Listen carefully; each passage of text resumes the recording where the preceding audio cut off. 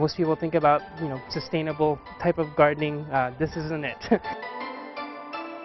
You'll find gardener Riz Reyes here even on his days off. It's definitely a high-maintenance garden. It's a work of art. But then, so is the house, a celebrated polychromatic Victorian owned by psychiatrist Brian Coleman.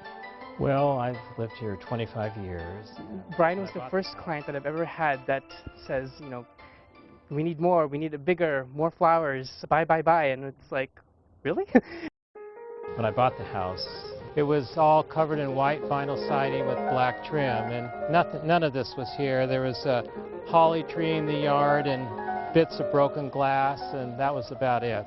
And we added the turret to the house and then painted the house in kind of a fall palette of deep, rich greens, gold, burgundy, and blacks. And then we try to choose foliage that coordinates with them, with the rich golds and burgundy, purple.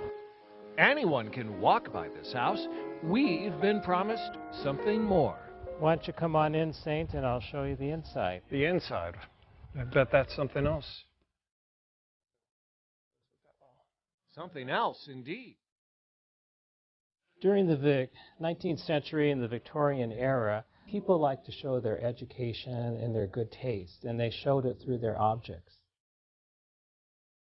There are plenty of objects. So many you don't know where to look, or sit, or look, or sit.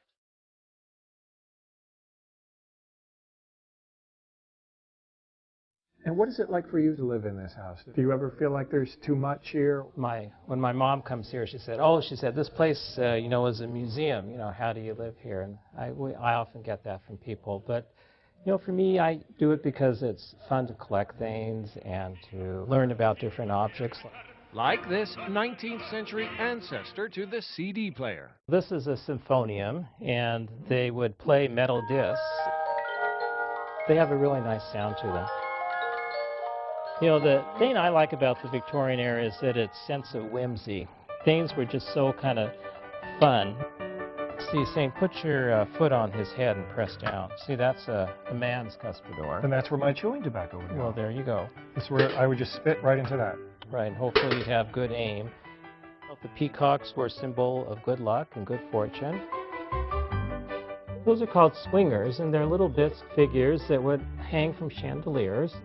Brian has turned his love of all things old into a second career. He's the author of more than a dozen books on the descriptive arts. All right, I like to quiz people on these tours. Now, who do you think made those?